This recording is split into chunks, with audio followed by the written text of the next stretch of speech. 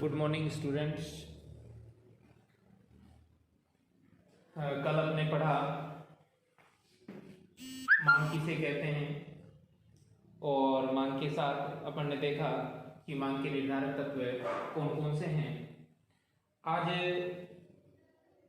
आगे चलने से पहले कुछ सामान्य जानकारी मैं देना चाहूँगा आपको। अभी जो अपन इसमें पढ़ रहे हैं ये केवल कक्षा 12 के लेवल तक के लिए ही वीडियो बनाए जा रहे हैं। यदि किसी स्टूडेंट को कंपटीशन से संबंधित कोई जानकारी चाहिए या कंपटीशन लेवल कम्पिटिटिव यदि चाहिए तो आप मेरे नंबर 8005668701 पर भी संपर्क कर सकते हैं। और विद्यार्थियों से भी अनुरोध करता हूं कि उनके सामने आने वाली समस्याओं को भी वो 8005668701 के व्हाट्सएप पर मैसेज कर सकते हैं या इस पर कॉल करके मेरे से जानकारी प्राप्त कर सकते हैं। साथ ही ये भी ध्यान देने की जरूरत है कि किया गया कार्य जितना इजी अपन संपन्न कर लेते हैं वो तभी पॉसिबल होगा जब अपन उसकी स्टडी है वो घर पर भी उतनी ही करें जितनी क्लासरूम में करवाई जाती है। इसलिए आप अपनी पुस्तक से भी इन चीज़ों को रेगुलर जांचते रहें। कल अपन ने मान की बात की और देखा मान की परिभाषा के अंदर कि एक निश्चित समय पर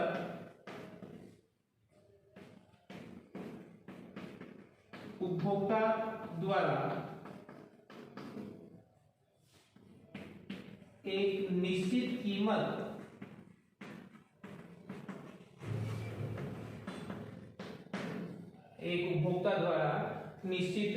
कीमत पर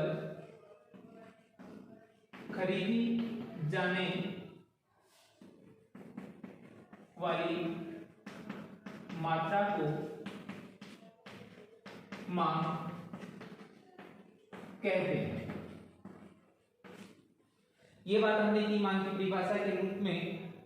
अब हम बात करें कि कल हमने चर्चा की कि मांग को निर्धारक जो तत्व हैं वो कौन कौन से हैं, जिसमें हमने चर्चा कर ली थी। वस्तु की उपयोगिता है, संबंधित वस्तुओं की कीमतें हैं जिसके अंदर स्थानापन्न वस्तुएं और पूरक वस्तुएं आती हैं, वस्तु की खुद की कीमत है, उपभोक्ता का आय स्तर है, धन का वितरण है, रुचि, फैशन आदि की चर्चाएं हमने की। भविष्य में कीमत परिवर्तन की जो संभावनाएं हैं उन पे हमने चर्चा की। और इसके अलावा अन्य जो निर्धारक तत्व थे जिनमें जनसंख्या, जलवायु और मौसम की हमने चर्चा की। आज हम चर्चा करते हैं मांग फलन। क्योंकि मांग की जो चर्चा हुई तो उसके साथ जो निर्धारक तत्व हुए उन्हीं से हम मांग फलन की बात करते हैं। मांग फलन, क्योंकि सबसे पहले बात करें मांग फलन कहते किसे हैं, तो फलन के लिए सामान्य सिचुएशन में अपन देखें तो दो चीजों का आपको ध्यान रखना है। कोई भी फलन बनता है उसमें दो चर होते हैं।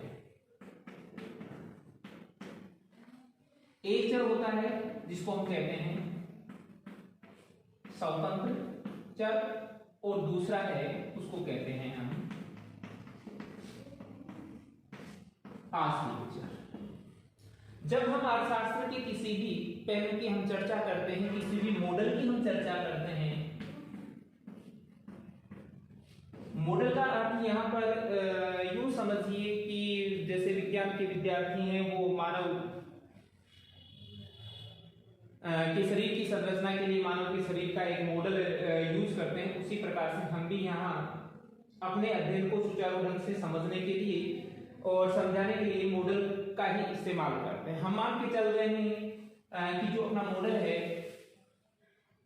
उसके अंदर दो प्रकार के चर हैं, एक है आश्रित और एक है स्वतंत्र।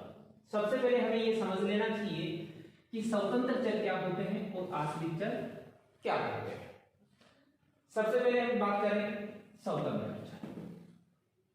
स्वतंत्र चर वे चर हैं जिनका निर्धारण मॉडल के अंदर नहीं होगा, अर्थात मांग के कारण इनके ऊपर कोई प्रभाव नहीं पड़ता। ये स्वतंत्र रूप से बाजार एक्टिविटी द्वारा निर्धारित होते हैं।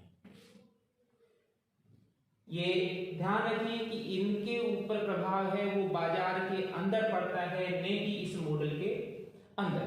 चूंकि ये जो स्वतंत्र चर हैं, ये स्वतंत्र चर यदि बदलते हैं किसी भी कारण से, तो ये मॉडल के अंदर आश्रित जो चर हैं उन आश्रित चरों को प्रभावित करने की कैपेसिटी या क्षमता रखते हैं।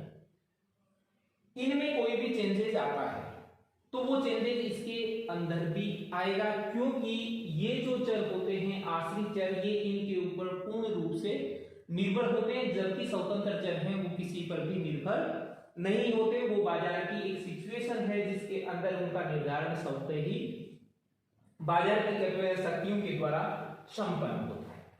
अब बात करते हैं मांग फलन। क्योंकि किसी भी फलन की चर्चा करें, चाहे मांग फलन की करें, चाहे उत्पादन फलन की करें, चाहे उपयोगिता फलन की करें, या किसी भी फलन की बात करें, तो उसमें निश्चित रूप से ये दो ही प्रकार के चर होते हैं, एक स्वतंत्र होता है और एक आश्रित चर होता है। अब ये भी एक क्वेश्चन दिमाग में आ सकता है भी स्टूडेंट के कि अब हम कैसे पहचानें कि स्वतंत्र चर कौन सा है और आश्रित चर कौन सा है। तो इसके लिए आप ध्यान दें कि किस चर का प्रभाव किस चर पर पड़ रहा है। जिस चर का प्रभाव जिस चर पे पड़ रहा है, तो पड़ने वाला प्रभाव जिस चर पे होता है वो निश्चित रूप से आश्रित चर होगा।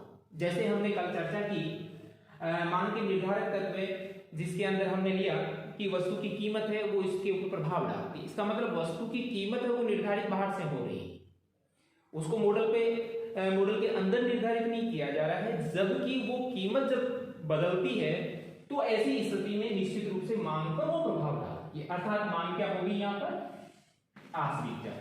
जबकि कीमत मॉडल के अंदर से निर्धारित नहीं हुई, ये बाहर से निर्धारित हुई, इसलिए इसको हम क्या कहेंगे स्वतंत्र चर।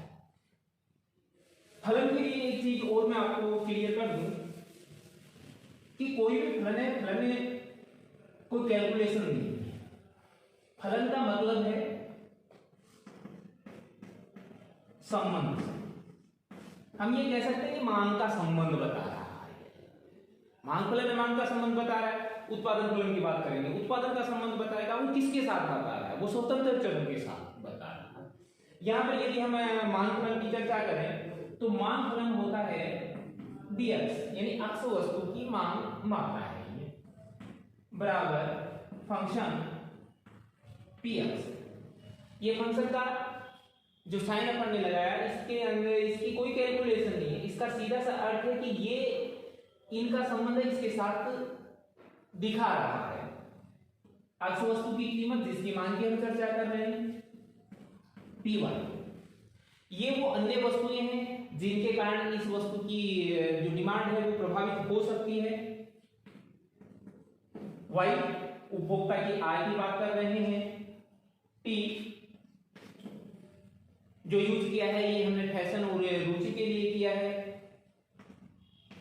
e हमने भविष्य के अंदर कीमत में होने वाले परिवर्तन या संभावनाओं को व्यक्त करने के लिए यूज किया है।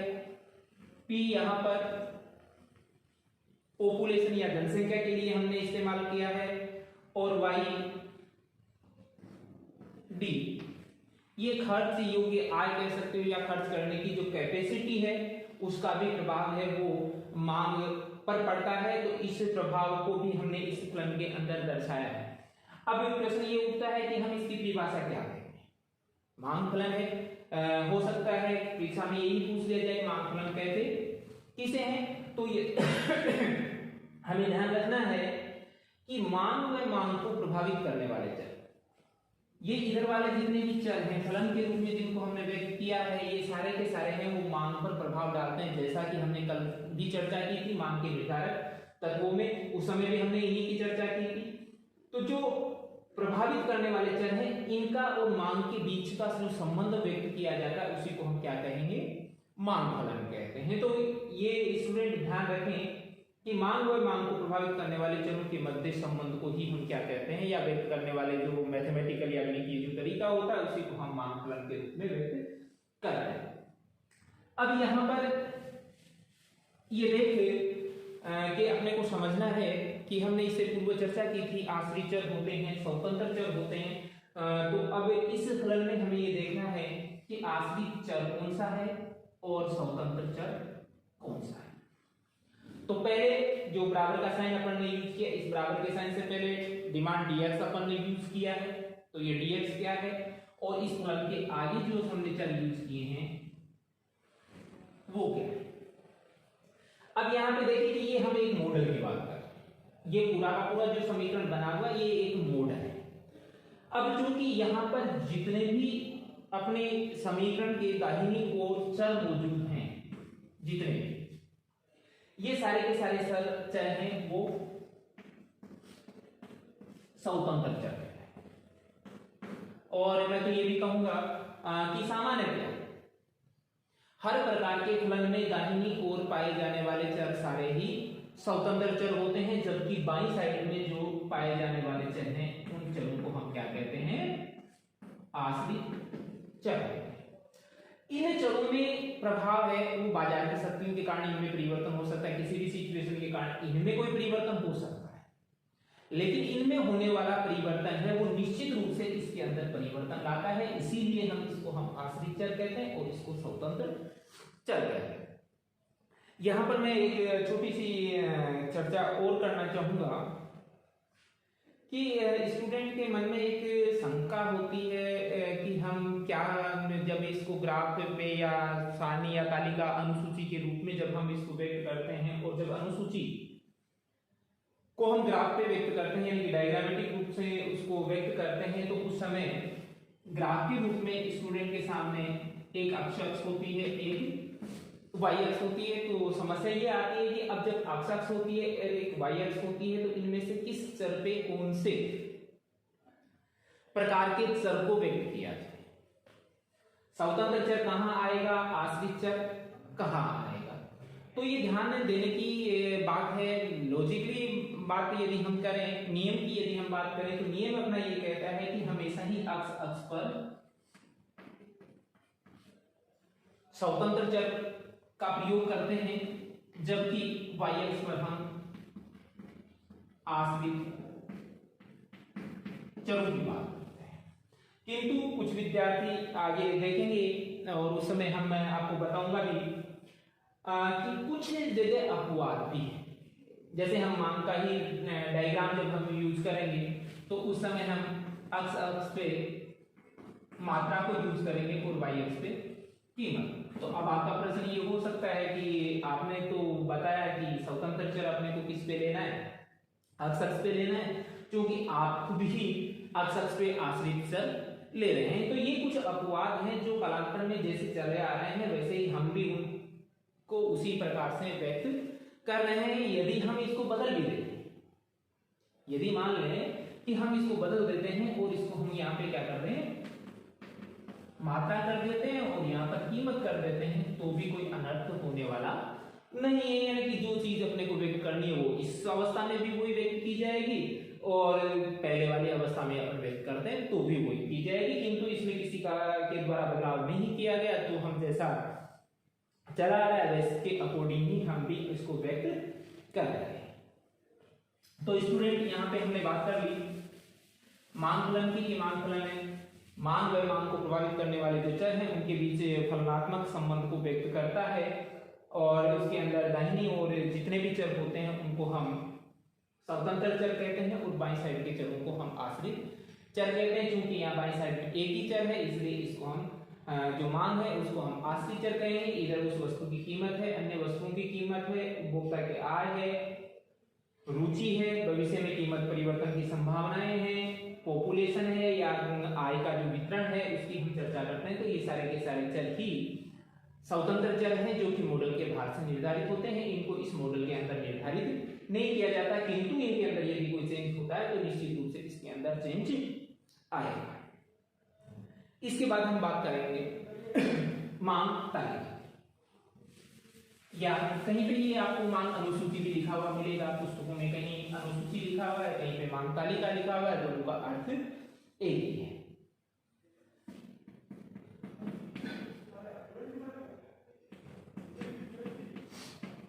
मांग तालिका, अब चूंकि तालिका से सीधा सा ही अर्थ अपन लगा सकते हैं कि तालिका का अर्थ गणितीय रूपरेखा एक तैयार करते हैं, तो वो तालिका का निर्माण हम कैसे कर सकते हैं। तो यहाँ पे हमने मांग की बात की, तो मांग की बात जबकि मांग किसे कहते हैं, तो उसके अंदर हमने पाया कि एक कीमत और एक निश्चित ही समय, अर्थात एक जो कीमत और समय है उसके अंदर कोई बदलाव नहीं होता। तो उस समय एक उपभोक्ता कितनी मांग करता है किसी वस्तु। जैसे मान लीजिए कि आज मैं खुद एक कोई वस्तु ले रहा हूं और उस वस्तु की कीमत मान लेते हैं कि अब 5 रुपए। अब 5 रुपए कीमत है, मैंने निर्धारित किया कि भाई मैं आज इस वस्तु की कीमत जो क्वांटिटी है वो मैं 10 ले लूं। किंतु आज की सिचुएशन यही है, क्योंकि आज निश्चित कीमत है, कीमत में कोई बदलाव नहीं हुआ, लेकिन बाजार की परिस्थितियों के अकॉर्डिंग, या यूं कहें कि बाजार में मांग पैदा अतिरिक्त हो गई, लोगों को जरूरत उस वस्तु की अतिरिक्त हो गई, ऐसी स्थिति में मान लीजिए कीमतें बढ़ जाती हैं और बढ़कर 6 हो गई। इसका मतलब अपनी जो मांग की अवधारणा में हमने चर्चा की कि निश्चित कीमत और निश्चित समय की हम जब बात कर रहे हैं तो यहाँ पे समय बदल गया है, आज नहीं है, वो कल की हम चर्चा कर रहे हैं, तो समय बदला और समय के साथ स्वाभाविक कीमत भी बदल गई। लेकिन अब हम चर्चा करेंगे उस समय में, बदलाव के बाद भी समय है वो निश्चित है, और उस निश्चित समय के अंदर निश्चित कीमत यानी जो बदल के आई है 6 रुपए। तो इसके अंदर एक उपभोक्ता कितनी मांग करता है, मान लेते हैं कि वो 6 रुपए जब कीमत हो जाती है तो उसकी मांग को घटा देता है और 8 के बराबर करता है, और इसी तरीके से यदि कीमतें घट जाती हैं तो वो मांग को बढ़ा सकता है। ये कालांतर में होता है, या यूं कहें कि समय के बदलने के साथ साथ ये एक्टिविटी चलती है। तो हम ये कह सकते हैं, जब तालिका की हम चर्चा करें तो तालिका है वो उपभोक्ता के द्वारा भिन्न भिन्न कीमतों पर मांगी जाने वाली मात्राओं का एक गणितीय निरूपण, या तालिका के रूप में हम उसको निरूपण को प्रस्तुत कर रहे हैं। अब यहाँ पे बात करते हैं कि जो तालिकाएं हैं, मांग तालिकाएं, वो 2 प्रकार हैं। पहली है व्यक्तिगत मांग तालिका और दूसरी है बाजार मांग तालिका। व्यक्तिगत मांग तालिका एक व्यक्ति विशेष की है, या यूं कहें कि एक उपभोक्ता की, मात्र उसके अंदर एक ही उपभोक्ता, किंतु अपन जानते हैं कि किसी एक वस्तु को कोई एक ही उपभोक्ता नहीं खरीदता, उस वस्तु को खरीदने वाले अनंत उपभोक्ता होते हैं। तो जब हम बाजार तालिका की बात करेंगे तो उस बाजार के अंदर जितने भी उपभोक्ता मौजूद होते हैं, उन समस्त उपभोक्ताओं के द्वारा उस एक निश्चित कीमत पर मांगी जाने वाली मात्राओं का एक क्षैतिजीय योग होता है, समानांतर योग जिसको हम कह सकते हैं, वो होता है।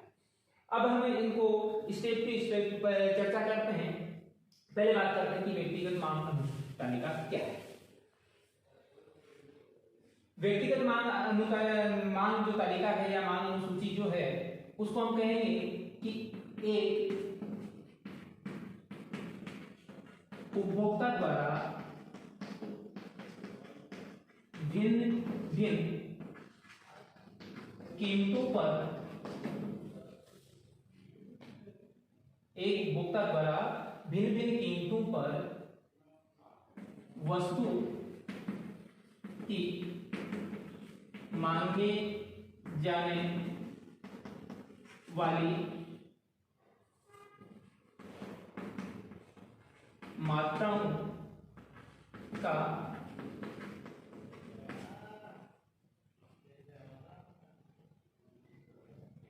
मांगी जाने वाली मात्राओं का तालिका के रूप में निरूपण है। ये बात मैं पहले बता चुका कि भिन्न कीमतों पर क्या प्रभाव होता है। कीमतें जब बढ़ती हैं तो मांगी जाने वाली मात्राएं घट जाती हैं, क्योंकि कीमत और मांग के मध्य विपरीत संबंध पाया जाता है, जिसकी चर्चा हम आगे और विस्तार से करेंगे। कीमतें यदि घटेंगी तो मांगी जाने वाली मात्रा बढ़ जाएगी। तो ऐसी स्थिति के अंदर यदि हम तालिका की बात करते हैं, तालिका यदि निरूपित करते हैं, तो वस्तु की कीमत एक कॉलम पे अपन लेते हैं, वस्तु की कीमत, दूसरे पे वस्तु की मात्रा। मान लीजिए क्योंकि यहाँ पे हम भिन्न भिन्न कीमतों की चर्चा कर रहे हैं, तो इसका मतलब समय भिन्न भिन्न होगा। एक निश्चित कीमत की हम चर्चा कर रहे हैं कि मान लीजिए 5 रुपए कीमत की कोई उपभोक्ता किसी वस्तु की क्वांटिटी है वो 10 ले रहा था, कीमत बदल गई और कीमत बदल कर 4 हो जाती है, घट जाती है। घट जाती है तो उपभोक्ता है उसकी अतिरिक्त मात्रा लेना चाहेगा। कीमत और घट गई तो उपभोक्ता है वो इसकी और क्वांटिटी बढ़ाएगा, और इसी तरीके से उत्तरोत्तर यदि कीमतें घटती चली जाएंगी तो उपभोक्ता उस वस्तु की मात्रा को बढ़ाता चला जाएगा। जबकि कीमतें यदि बढ़ेगी तो ऐसी स्थिति में उपभोक्ता इसकी क्वांटिटी को कम करता चला जाएगा। यहाँ पर कंफ्यूज होने की ये जरूरत बिल्कुल भी नहीं है कि यहाँ पर हमने निश्चित कीमत की किसी निश्चित बिंदु पर ही चर्चा की है, जहाँ पर ये एक पॉइंट है। समय बदल गया है तो इसका मतलब कीमत भी बदल सकती है, लेकिन उस बदले हुए समय के अंदर उसी को हम निश्चित समय मानेंगे तो उस समय निश्चित कीमत ये होगी। अर्थात हम कहेंगे कि भिन्न भिन्न कीमतों पर उपभोक्ता द्वारा मांगी जाने वाली मात्राओं को जब हम तालिकाबद्ध करते हैं या तालिका के रूप में निरूपण करते हैं तो उसी को हम व्यक्तिगत मांग तालिका कहते हैं। इसके बाद नंबर 2 बात आती है व्यक्तिगत के बाद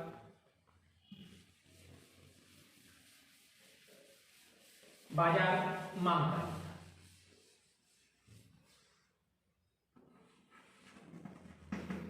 बाजार मांग तालिका, बाजार मांग तालिका के लिए मैंने बताया कि किसी उपभोक्ता के अकेले के लिए कोई वस्तु नहीं बनी है। बाजार में पाई जाने वाली कोई भी वस्तु किसी एक उपभोक्ता के लिए नहीं बनी है, वह बहुत सारे उपभोक्ताओं के द्वारा उपभोग में ली जा रही है। किंतु यहाँ पे ये ध्यान रखना अनिवार्य है कि प्रत्येक उपभोक्ता की प्रत्येक कीमत पर क्रय शक्ति भिन्न भिन्न हो सकती है, क्योंकि प्रत्येक उपभोक्ता है उसका आय स्तर भिन्न भिन्न हो सकता है कि मैं रोजाना 100 रुपए उस वस्तु पे खर्च कर सकता हूँ, लेकिन दूसरा व्यक्ति उसकी आय मेरे से कम है तो वो हो सकता है 80 रुपए खर्च करे। कोई उपभोक्ता ऐसा हो सकता है जिसकी आय मेरे से ज्यादा हो, जैसे मान लो 120 रुपए है तो वो 120 रुपए खर्च कर सकता है। ऐसी स्थिति में यदि किसी उस वस्तु की कीमत 10 लेते हैं तो मैं केवल उसकी 10 इकाई खरीदूंगा, ये उपभोक्ता उसकी 8 खरीदेगा, लेकिन ये उपभोक्ता उसकी 12 इकाई खरीद सकता है। तो खरीदने की कैपेसिटी है वो उस उपभोक्ता पर निर्भर करती है, उसकी आय स्तर पर निर्भर करती है कि वो कितनी खरीदे।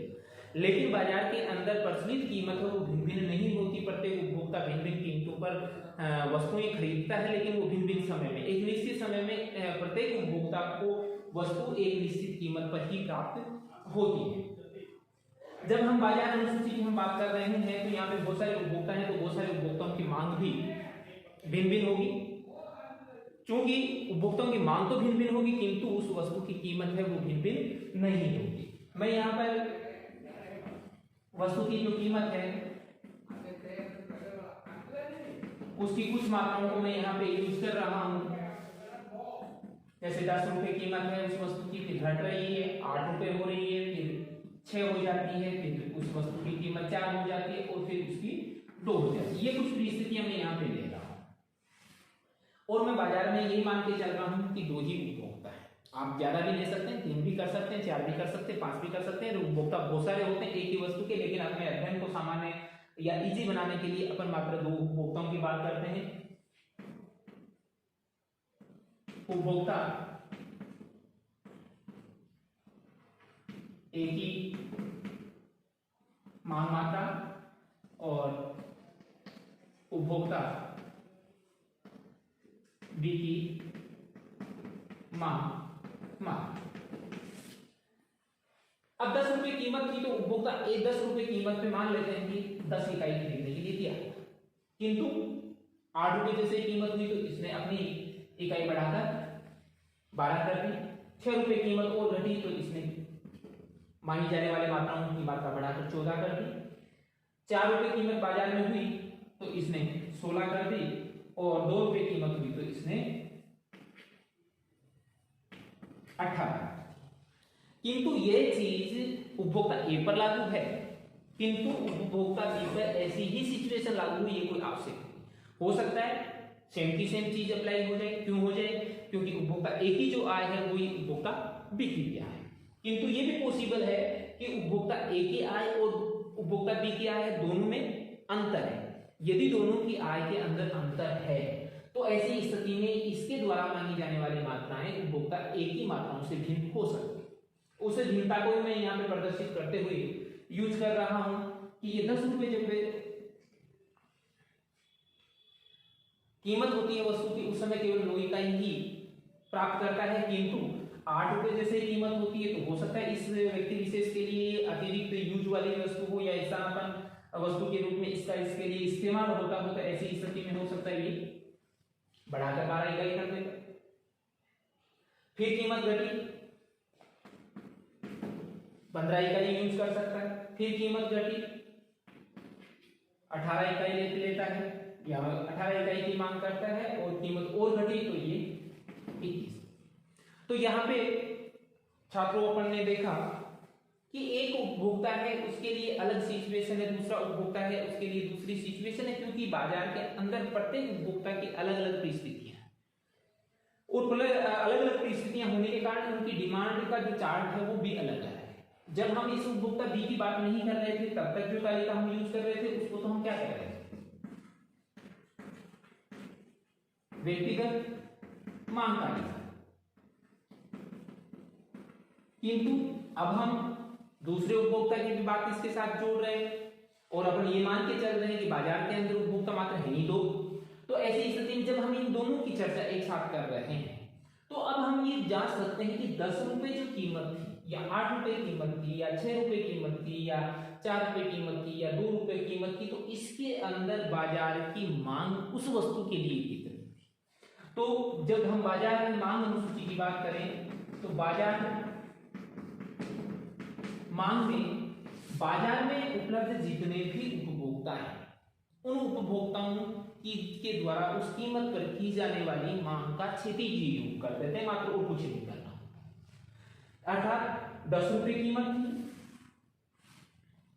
तो 10 रुपए कीमत पर उपभोक्ता ए 10 इकाई के बराबर मांग कर रहा था और उपभोक्ता भी 9 इकाई कर रहा था, अर्थात 10 + 9 बराबर टोटल जो मांग थी बाजार में वो 19 के बराबर, यानी उस वस्तु की कुल मांग कितनी कह सकते हो आप, 19 के बराबर। इसी प्रकार नंबर 2 सिचुएशन की हम बात करें तो 12 + 12 3 होते तो तीनों की तीसरे की जितनी भी होती वो और इसके साथ ऐड कर देते तो बाजार मांग हो जाए, तो 12 को 12 से जोड़ते तो कितनी आ जाएगी, 24 आ जाएगी।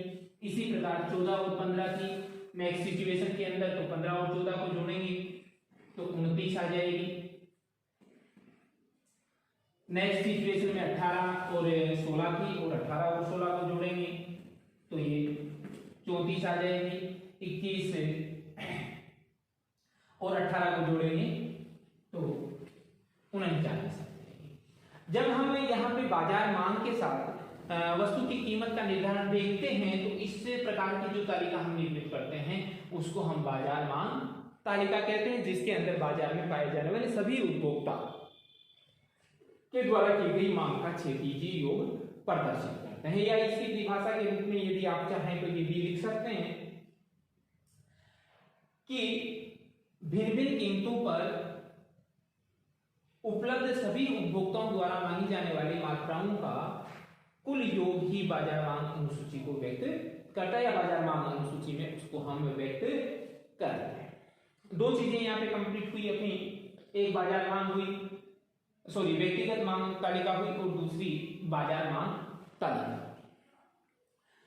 छात्रों यहाँ पे दूसरा क्वेश्चन इसमें बन सकता है। पहला क्वेश्चन जैसे ये पूछ सकता है आपसे कि व्यक्तिगत मांग तालिका किसे कहते हैं, बाजार मांग तालिका किसे कहते हैं, या ये भी क्वेश्चन हो सकता है आपके लिए कि बाजार मांग तालिका को रेखाचित्र द्वारा व्यक्त कीजिए और व्यक्तिगत मांग तालिका को भी रेखाचित्र द्वारा व्यक्त कीजिए। तो यहाँ पर जैसा मैंने पहले आपको बताया, आश्रित चर हैं और स्वतंत्र चर हैं, उनका अपने को यहाँ पे ज्यादा ध्यान रखने की आवश्यकता नहीं है। जैसा मैंने आपको कहा कि यहाँ परिपाटी जैसे चली आ रही है उसके अकॉर्डिंग आप सबसे पे अपने को मात्रा ले लेनी है और वाई अक्ष पे कीमत ले लेनी है। जब हम व्यक्तिगत मांग तालिका की बात करें और उसका रेखीय निरूपण जब करते हैं तो वो व्यक्तिगत मांग वक्र कहलाता है। यहां ध्यान दें, मैं तालिका यही यूज कर रहा हूं, नीचे संभवतः मैं चेक कर लेता हूं, संभवतः आपको दिखाई देगा। और इसके साथ ही मैं नीचे इसके रेखा चित्र भी यूज कर रहा हूं जो भिन्न भिन्न प्रकार से हो सकते हैं। पहले हम बात करते हैं व्यक्तिगत मांग वक्र। अब क्योंकि व्यक्तिगत मांग वक्र के लिए अपन ने देखा कि एक व्यक्ति के द्वारा ही मांग की जा रही थी और उसकी ही कीमत को अपन इस्तेमाल करते हैं, तो ऐसी स्थिति में हम रेखा चित्र निरूपित करेंगे जिसके अंदर अपन एक्स अक्ष पे मात्रा या क्वांटिटी लेंगे, वाई अक्ष पे अपन कीमत। जब आप इसको ग्राफ के यूज से बनाओगे तो मात्रा को अपन लिख देंगे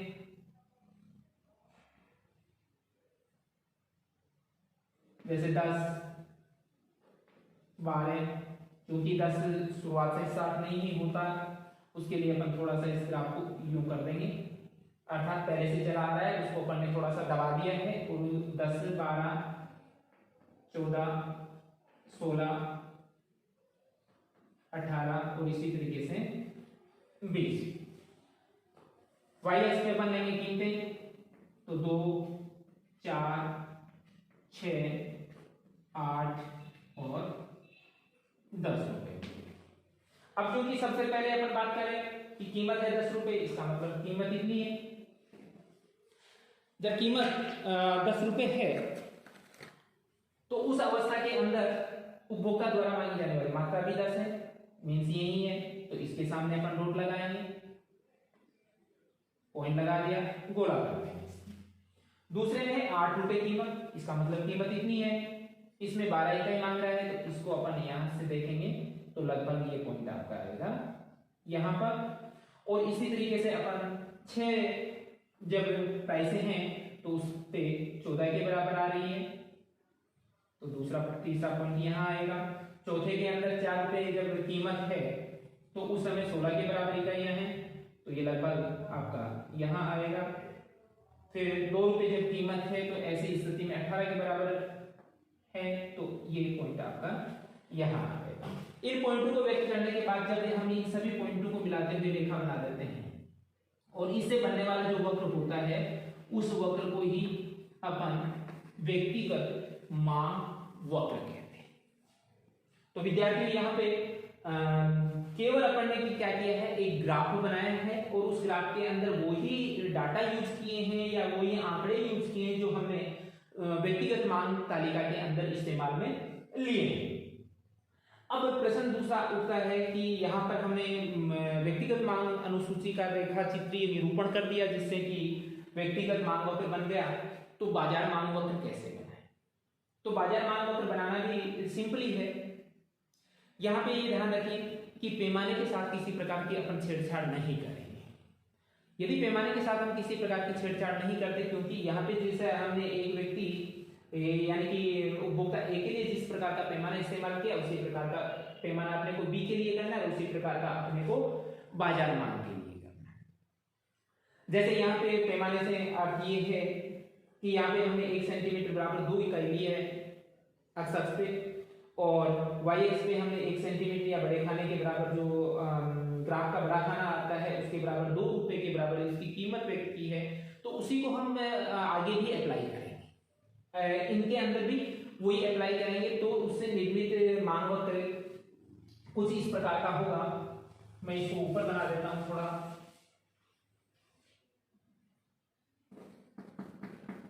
बाजार मांग वक्र। अब बाजार मांग वक्र में होगा क्या, नंबर 1 तो सेम ऐसा का ऐसा मांग वक्र आ जाएगा, क्योंकि ये तो उपभोक्ता एक के लिए सेम ही बनना है, ये आ गया। इसको अपन लिख लेंगे डी ए डी। इसका अर्थ हुआ कि ए उपभोक्ता के लिए। सेम यही हम आंकड़े रखेंगे, तो इसी प्रकार अपन दूसरे उपभोक्ता बी के लिए भी मांग वक्र का निर्माण करेंगे, जिसमें यहाँ पे मात्रा होगी, यहाँ पर मात्रा है, उसी प्रकार यहाँ पर कीमत होगी।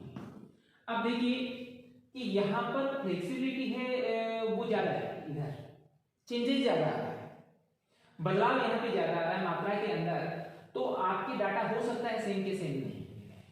तो ऐसी स्थिति जब होगी तो उसके अंदर आपका जो रेखा चित्र बनेगा वो कुछ इसकी अपेक्षा कम ढाल वाला,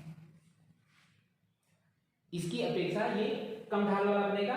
चाहे आप जैसे मैंने एक बना के आपको बताया सेम उसी तरीके से आप इसको भी बनाएंगे।